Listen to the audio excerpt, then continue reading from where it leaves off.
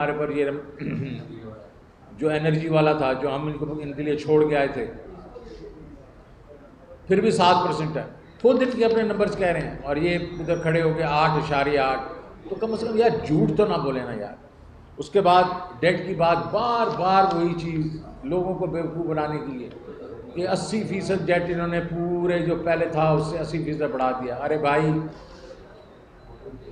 77% بڑھا ہے, اکانومی بھی 72% بڑھی ہے. آپ کے وقت میں 79% بڑھا تھا پیپلز پارٹی کے جو چھوڑ کے گئی تھی, 79%. اور ہم نے تو کووڈ کے باوجود اور کووڈ کے بیچ میں دنیا میں 10% tax to G D P بڑھا تھا, اس کے باوجود ہمارا جو ہے وہ کم بڑھا ہے آپ سے. اور debt to G D P آپ کا جو 64 تھا ہمارا وہ 66 ہے, تو کوئی اتنا زیادہ فرق نہیں ہے. تو یہ کہنا بند کر دیں, لوگ بیوقوف نہیں ہیں. اس کے بعد پھر وہ IMF کی بات, ارے ہم نے 4 مہینے کے لیے فریز کیا تھا, ہم نے 12 مہینے کے لیے فریز نہیں کیا تھا. پرپیچولی جو آپ کہتے ہیں 1200 ارب روپیہ جو ہے انہوں نے ہمارے پہ چڑھا دیا, بینکرپسی لے گیا. نہیں, 4 مہینے کے لیے جو کیا تھا 466, اس کا حساب دے کے آیا ہوں میں آپ کو. اور آپ نے اس میں سے ہی یوز کر رہے ہیں اگلے سال کے لیے جو ڈیویڈنڈز وغیرہ ہیں. اور اگر آپ کے خیال میں ہم نے وہ جو غلط بات کی, ہم تو چاہ رہے تھے کہ ہم عوام کے اوپر بوجھ کم کریں. اگر ہم ہوتے ہم روس جاتے, ہم جا کے وہاں سے ڈسکاؤنٹ لے کے آتے اور عوام پہ پھر بھی بوجھ نہ پڑنے دیتے جو آپ نے ڈال دیا ہے. 85 روپے آپ نے لیٹر پیٹرول پہ ڈال دیا اور 120 آپ نے ڈیزل پہ ڈال دیا ہے. ہم اس میں اس کی کٹوتی کرتے, ٹارگیٹ سبسڈی کی طرف جاتے. خیر, تو پہلا 1 مہینے میں ہی 100 بلین جو آپ نے کہا ہوا, تو وہ تو آپ پی ایس ڈی پی سے نکال دیتے, تو آپ بڑھا دیتے. دیوالیہ بالکل نہ ہوتا. دیوالیہ تو آپ کی جو انٹلیکچوئل بینکرپسی ہے, انکمپٹنس ہے, اس کی وجہ سے ہوا کہ آپ نے اس کے اوپر ایکشن ہی نہیں لیا اور ہمارے اوپر ابھی بلیم کرنا شروع کر دیں. اب آ جائیں اس بجٹ کے اوپر جو آج انہوں نے کہا.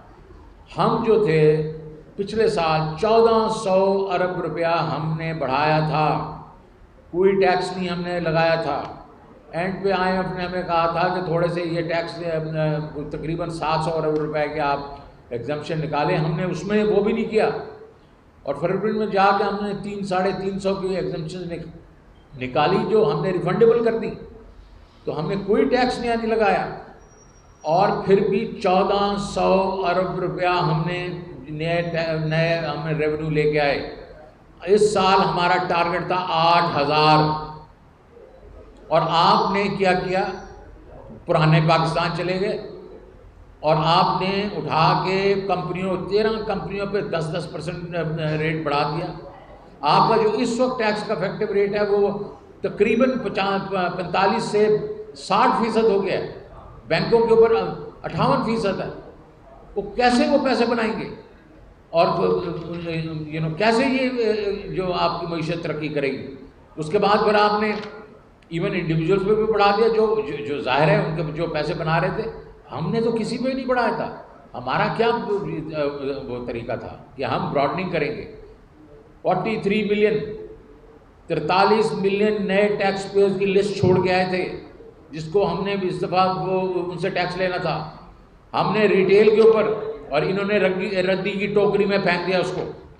ہم نے ریٹیلر کے پاس POS مشین لگانی تھی, اور ہم نے سپلائی چین کو کیپچر کرنا تھا ٹیکنالوجی کے تھرو, اور انہوں نے اٹھا کے سب کے اوپر فکس ٹیکس لگا دیا. ارے بھائی, فکس ٹیکس آپ لگا رہے ہیں, چھوٹے ریٹیلر پہ ضرور لگائیں, لیکن اب سب پہ لگائیں گے تو یہ تو سارے بڑی بڑی مچھلیاں نکل جائیں گی بیچ میں سے. اور وہ کیوں یہ کر رہے ہیں, یہ سارے ان کے ووٹرز ہیں, سارے یہ ان کی کانسٹیچوئنسی ہے. تو وہ بھی ردی میں چلا گیا. اس کے بعد ہم نے ٹریک اینڈ ٹریس کیا تھا, 3 کے اوپر 3 کمپنیوں پہ ہم لگا رہے تھے, کئی اس کے اوپر انڈسٹریز پہ, ٹبیکو پہ, آئل پہ, اور ہم نے اس سے پہلے شوگر پہ لگایا تھا, اور 20 اوور آل ہم نے لگانی تھی. ردی کی ٹوکری میں سلو کر دیا انہوں نے اس کو, اور شیلف کر دیا. تو یہ ہمارا پروگریسو جو ٹیکسیشن سسٹم تھا, جو کہ لے کے جاتا ہمیں 8000 ارب اس سال, اور ہم نے اگلے سال لے کے جانا تھا 10 ٹریلین پہ انہوں نے اس کو روک دیا. اب سارے ٹیکس لگانے کے باوجود 7,470 ارب روپیہ یہ لیں گے. یہ اس کی وجہ سے آپ کی جو ہے انڈسٹری بھی رکنا شروع ہو جائے گی, اس کے بعد ان امپلائمنٹ ہوئے گی, اور یہ انڈسٹری جس پہ آپ لگائیں گے وہ اپنے جو چیزیں بناتے ہیں اس کے اوپر اپنا قیمتیں بڑھا دیں گے. پھر آپ کہتے ہیں کامن مین کا کوئی اثر نہیں پڑے گا. کیسے نہیں پڑے گا؟ وہ پاس آن کریں گے. تو اگر اس چیز کو دیکھا جائے تو ایک انہوں نے جو پروگریسو ٹیکسیشن سسٹم سے وہ واپس پرانا پاکستان چلے گئے ہیں, بیکاز ان کو صرف یہی آتا ہے. اب میں بجٹ کی اور چیزیں بتا سکتا ہوں. یہ بجٹ بنا رہے ہیں 11.5% افراط زر پہ.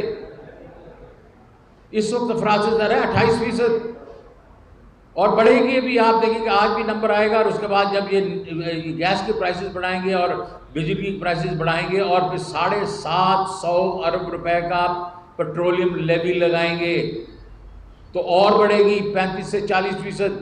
تو 11.5% کیسے ہوگی ایوریج انفلیشن؟ تو آپ دیکھ لیجئے گا یہ مہنگائی کا طوفان آئے گا. اس کے بعد بینکوں نے اپنے ریٹس بڑھا دینے. اس سے یہ ہے کہ چھوٹا تاجر, چھوٹی بزنسز وہ بالکل تباہ ہو جائیں گی. کون دے گا 24-25-26% جو ہے وہ اپنا انٹرسٹ ریٹ اور سود دے گا اور اس کے بعد بزنس کرے گا؟ وہ ختم ہو جائیں گی. آپ کی ابھی فیکٹریاں بند ہونا شروع ہو گئی ہیں. مجھے اطلاع ملی ہے کہ موبائل کی کمپنیاں جو ہیں انہوں نے پروڈکشن بند کر دی ہے, کئی گاڑیوں کی پروڈکشن بند ہو گئی ہے, اور چیزیں بند ہونا شروع ہو جائیں گی. اب یہ 10% 13 انہوں نے انڈسٹریز کو لگایا ہے وہ بھی بند ہونا شروع ہو جائیں گی. تو آپ کے پاس اس وقت اگر آپ دیکھیں تو وہ افراط زر جو ہے اس سے جو ہے ڈیٹ سروسنگ جو 3,900 بلین کی بات کر رہے ہیں وہ 1 ٹریلین سے بڑھ جائے گی. وہ بہت بڑا ہول ہوگا. اس کا مطلب ایک اور بجٹ آئے گا, IMF فورس کرے گا ان کو, اور اس کے بیچ میں 800 ارب روپے کے انہوں نے کہا کہ پروونسز ہمیں سرپلس دے دیں گے. وہ 800 تو انہوں نے آلریڈی اپنا ڈکلیئر کر دیا اپنے بجٹس. 125 صرف پنجاب دے رہا ہے. سندھ ڈیفیسٹ بجٹ ہے. فرنٹ KP کہہ رہا ہے کہ ہم کچھ نہیں دیں گے. بلوچستان کا ہم کچھ نہیں دیں گے. 700 ارب کا تو یہ ہول ہے. آج کھڑے ہو کے بڑی تقریریں انہوں نے کر دی اپنی PhD پہ. کس کے بارے میں نہیں بتایا کہ یہ ہول کیسے مطلب پورا کریں گے. پھر ان کے سبسڈیز جو ہیں اس کے بیچ میں کوئی 500 ارب روپے کا ہول ہے. پھر GIDC جو ابھی تک سپریم کورٹ نے بھی کہا اور وہ بھی ابھی تک لوگ نہیں دے رہے تھے, تو پھر کیسے دے دیں گے؟ اور سب سے بڑی بات یہ ہے کہ یہ باٹم اپ جو ہم نے اسکیمیں شروع کی تھیں, صحت کارڈ, کامیاب پاکستان پروگرام جس میں ہم بالکل سود کے بغیر لون دے رہے تھے ایگریکلچر کے, کاروبار کے لیے, گھروں کے لیے, اور پھر کامیاب جوان, احساس کے جو پروگرام تھے اس کا کوئی ذکر ہی نہیں ہے. وہ سارے غائب ہو گئے ہیں, کیونکہ یہ تو ابھی غریبوں کی باتیں کرتے ہیں, ان کو تو غریبوں کا کوئی خیال ہی نہیں ہے. جو لوگ 35 سے 40% جو انفلیشن کر سکتے ہیں, مہنگائی کر سکتے ہیں, وہ یہ بھی بند کر سکتے ہیں, اور انہیں کر کے دکھایا. تو میرے خیال کے بیچ میں اب ایک تو کامن مین بہت افیکٹ ہوگا, ان امپلائمنٹ ہوگی, اس کا پاورٹی بڑھے گی. اس کے بعد یہ ہے کہ انفلیشن تو میں نے کہہ دیا پہلے بھی ہوگی. اور جو کاروبار ہے, جو آپ کی فائنینشیل مارکیٹس ہیں, آج جیسے انہوں نے یہ بجٹ اناؤنس کیا ہے, اسٹاک ایکسچینج 2000 پوائنٹ سے نیچے گر گئی اور بند ہو گئی ایک وقت میں. انہوں نے بند اس لیے کی کہ انہوں نے پھر منور کرنا تھا, چند بڑی ان کی کارپوریشن اس کے تھرو انہوں نے پیسے بیچ میں ڈالنے تھے, اور اس سے کوئی فرق نہیں پڑے گا. اور اس کے بعد آپ کا ایکسچینج ریٹ جو انہوں نے کل بڑا ہی کہا کہ جناب 4 روپے 70 پیسے بڑھ گیا ہے روپیہ, آج پھر گر گیا, کیونکہ کوئی بھی ان پہ اعتبار نہیں کر رہا. اور مجھے یہ بھی ہے کہ یہ ہمارے بارے میں کہتے ہیں IMF کا. میں جب جا رہا تھا تو IMF کے ساتھ میں بالکل معاہدہ وہ برابر پہ تھا. انہوں نے کہا تو بالکل ٹھیک ہے, آپ 2 چیزیں ہمیں بتا دیں, پروونشل جو ہیں وہ گورنمنٹ دیں گی وہ لکھ کے دے دیں, اور جو ڈویڈنڈز آپ کو دے رہے ہیں وہ کمپنیاں دے دیں. بالکل انہوں نے مجھے اپریل میں پیسے دے دینے تھے. تو یہ کہہ رہے ہیں کہ ان کو اعتبار نہیں ہے, ان کو آپ پہ اعتبار نہیں ہے. دیکھو آپ ایک چیز ایک دن کہتے ہیں دوسرے دن اس پہ مکر جاتے ہیں. تو میرے نزدیک یہ اس وقت ہم بالکل ایک معاشی میلٹ ڈاؤن کی طرف جا رہے ہیں، اور یہ لوگ اگر رہے اور ہم الیکشنز نہیں کروائے ہم نے، اور جو ایک ریپرزنٹیٹیو گورنمنٹ نہیں آئی لوگوں کی، تو ہم خدا نہ خواستہ سری لنکا کی طرح ہمارا حشر نہ ہو۔ بہت شکریہ۔ جی بسم اللہ الرحمن الرحیم۔ سب سے پہلے تو یہ جو ہے آج کی ہماری جو پریس کانفرنس ہے اس کا عنوان ہے بجٹ کے اوپر بجٹ۔ جیسے شوکت صاحب نے بولا کہ اس مہینے میں صرف 3 بجٹ آ چکے ہیں۔ پہلے ہفتے میں جو انہوں نے ایک منی بجٹ دیا، تیل بجلی یہ وہ ساری قیمتیں بڑھائی۔ پھر خانہ پوری بجٹ آیا 10 تاریخ کو، جس کو پورا آج رد کر کے مفتاح اسماعیل نے ایک نیا بجٹ دیا، اور پاکستان کی تاریخ میں پہلی دفعہ رقم ہوئی ہے تاریخ کہ نیا بجٹ جو ہے بغیر ڈیبیٹ کے جو ہے آج وہ پیش کر دیا گیا اور کل پرسوں میں پاس ہو جائے گا۔ اس کی وجہ سے جو ہے ملک میں جتنی غیر یقینی صورتحال ہوئی ہے، میں آپ کو ایک اندازہ دیتا ہوں، آپ ساروں کو پتہ بھی ہوگا کہ چاول عید کے بعد سے جو سپر کرنل چاول ہے 150 روپے سے 300 روپے کلو ہو چکا ہے۔ ابھی بجٹ کے اثرات عوام پہ نہیں آئے، ڈیزل کے اثرات عوام پہ نہیں آئے۔ کراچی میں چکی کا آٹا 95 روپے کلو ہو چکا ہے، ڈیزل کی قیمت 84% بڑھ چکی ہوئی ہے، پیٹرول کی قیمت 56% بڑھ چکی ہوئی ہے، بجلی کی قیمت جو یہ 45% بڑھانے کی بات کر رہے ہیں، جو کم سے کم استعمال کرنے والا غریب آدمی اس کے لیے 70 سے 80% بڑھ رہی ہے۔ گیس جو یہ کہہ رہے ہیں 45% اوسط بڑھے گی، سب سے کم جو گیس استعمال کرتا ہے اس کا بل 450% بڑھ جائے گا۔ یہ تمام چیزیں اب اس کے بعد انہوں نے آج آپ نے تقریر دیکھی ہوگی، شہباز شریف صاحب نے کہا کہ جو ہم ٹیکس لگا رہے ہیں اس سے غربت کم ہوگی۔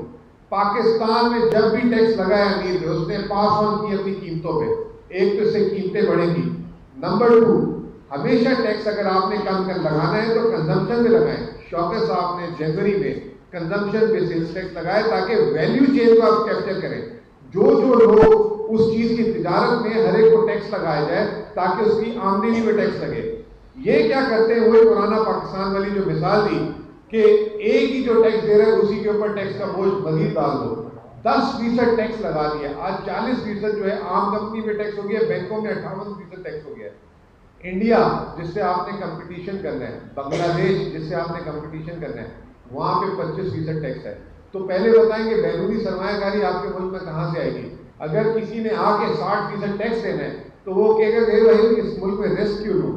پھر اس کے بعد انہوں نے جو سب سے اہم چیز ہے، جو 2-3 باتیں میں کروں گا پھر ہم سوالات پہ چلے جائیں گے۔ مفتاح صاحب نے کہا کہ 4 سال کے جو خسارے ہیں اس کی وجہ سے آج میں نے 10% ٹیکس لگایا۔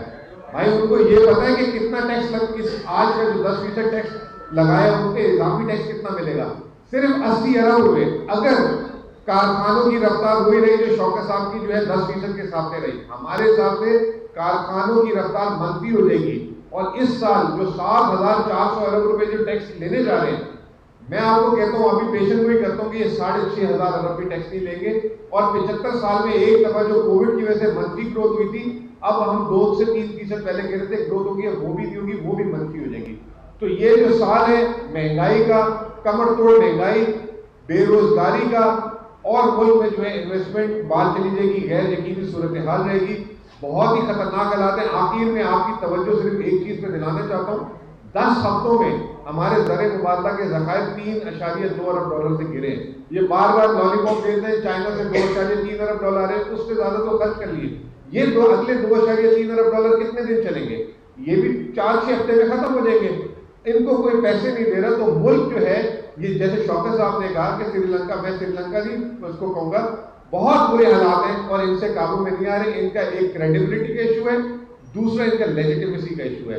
یہ جتنے دن کنٹینیو کریں گے اتنا جو ہے اس ملک کی عوام اور کاروبار اور معیشت پہ بھاری رہے گا۔ میں ایک چیز ایڈ کروں گا، یہ جو بڑی بات آپ نے ایڈ پہ کی کہ یہ جو کرنٹ اکاؤنٹ ڈیفیسٹ ہے یہ کس وجہ سے ہوا؟ اس دفعہ جو کرنٹ اکاؤنٹ ڈیفیسٹ تھا وہ اس لیے ہوا کہ سپر سائیکل آیا اور اس میں 4 چیزیں، ویکسینز، اور اس کے بعد آئل کی جو قیمت بڑھ گئی، جو اس کے بعد آپ کی پڑی اپنا خوردنی تیل کی اور کوئلے کی، اس میں جو ابھی یہ جو اس وقت 15-16 بلین کی بات کر رہے ہیں، 14 بلین 14.5 بلین صرف ان 4 چیزوں کا تھا۔ ہم نے کہا اب اس کو ذرا سنبھال لیں ہم، اور جیسے سپر سائیکل نیچے جائے گا ہم نے گروتھ رکھنی ہے، ایکسپورٹ میں گروتھ رکھنی ہے، ریمیٹنس میں گروتھ رکھنی ہے، تاکہ یہ جیسے ہی نیچے جائے گا ہمارا کرنٹ اکاؤنٹ بیلنس ہو جائے گا اور مہنگائی بھی نیچے آئے گی. انہوں نے یہ جو اقدامات کیے ہیں اس میں جو گروتھ ہے ایکسپورٹ بھی گرے گا, انڈسٹریل گروتھ بھی گرے گی, تو یہ تو کبھی بھی اس سائیکل سے نہیں نکل سکیں گے. سوالات میں جی پلیز. اچھا شوکت صاحب یہ بتائے گا کہ عوام کا سب سے بڑا مسئلہ ہے مہنگائی, اور مہنگائی کا بھی یہ عالم ہے کہ ایک تو کوئی چیز بڑھتی ہے تو ریشنل قیمت بڑھے, یہاں پہ تو جس کا جو دل چاہ رہا ہے وہ قیمتیں اس طریقے سے بڑھ رہی ہیں, اور اس پہ حکومت نے خود سے تسلیم کر کے بیٹھ گئی کہ مہنگائی تو بڑھنی ہے, تو وہ اب کوئی ایکشن نہیں لے رہے ہیں کہ حکومت کو کوئی میجر لینے چاہیے کہ جنہیں اب اس حساب سے مہنگائی بڑھے. وہ تو بس انہوں نے سب کچھ ایسے. جی بالکل آپ ٹھیک کہہ رہے ہیں, اور انہوں نے تو بس ایک اور چیز کر دی ہے. ایک میں پرائس مانیٹرنگ کمیٹی ہر ہفتے 1.5 گھنٹہ لگاتا ہوں, ایک ایک چیز کو دیکھتا ہوں, اور جو مارجنز ہوتے تھے ایک وقت میں 40-50% مارجن ہوتے تھے, اور جو کہ مطلب اگر پیاز اگر جیکب آباد سے شروع ہوا ہے تو جب وہ بکتا تھا ایونچولی ریٹیل پہ تو 70% اس کا مارجن ہوتا ہے.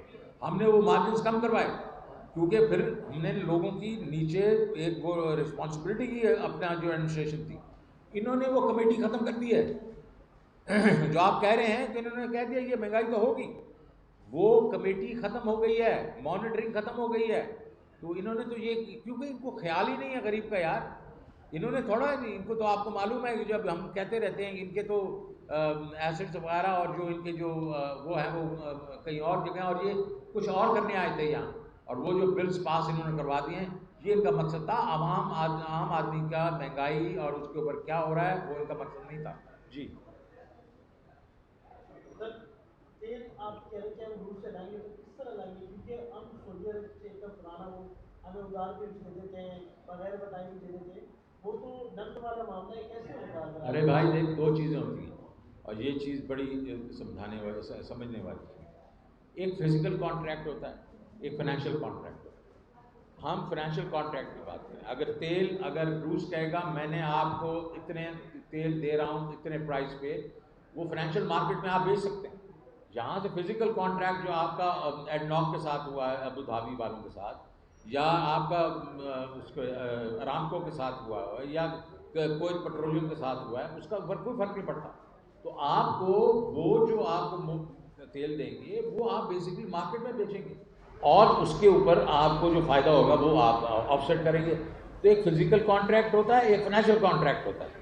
تو یہ اسے سمجھیں, کیونکہ کچھ نے مجھے کہا جی وہ جو تیل آتا ہے وہ آپ کی ریفائنڈ کو یوز نہیں کر سکتی, اور کیونکہ ان کے پاس وہ, ارے بھائی یہ جو وہ لوگ ہیں جو اس کو سمجھتے نہیں ہیں وہ یہ بات کر سکتے ہیں. جی